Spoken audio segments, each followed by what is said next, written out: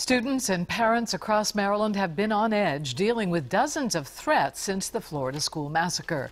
WJZ investigator Mike Helgren is live in North Baltimore with more on another threat here today. Mike?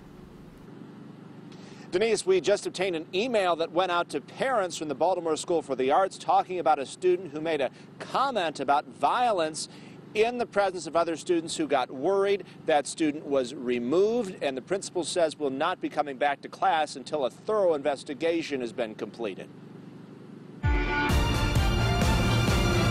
Baltimore School for the Arts had to remove a student after a threat today. No one was injured. People were kind of panicking a little bit because everybody's still a little raw from what happened. Students and parents across Maryland have dealt with an alarming number of school scares this month, from the student who brought a pellet gun to Loch Raven High in Baltimore County to a cache of weapons discovered in St. Mary's County after two high school students were overheard talking about how easy it would be to pull off a shooting.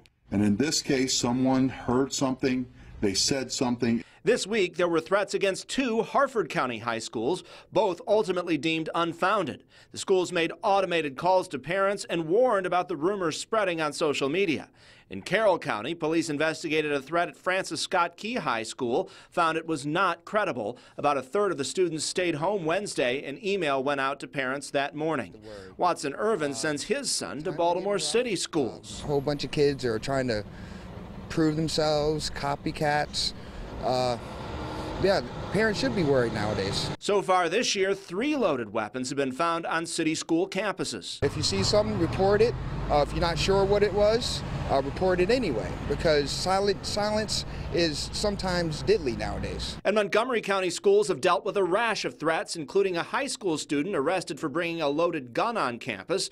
Police found more weapons and ammo and a ballistic vest inside his home. His stories regarding why he possessed that weapon varied. Security experts say it's crucial to report threats, but be alert for false rumors that can spread panic. It's now possible online to make all sorts of threats where the internet can bounce it around at lightning speed. And we're seeing a lot more of these reported threats as people are becoming more vigilant in this area. No students in Maryland, though, have been injured in any of these cases, Denise. Well, that's at least good. Yes, thank you, Mike. The head of Baltimore City Schools Police is pushing for them to be armed. They currently do not carry guns.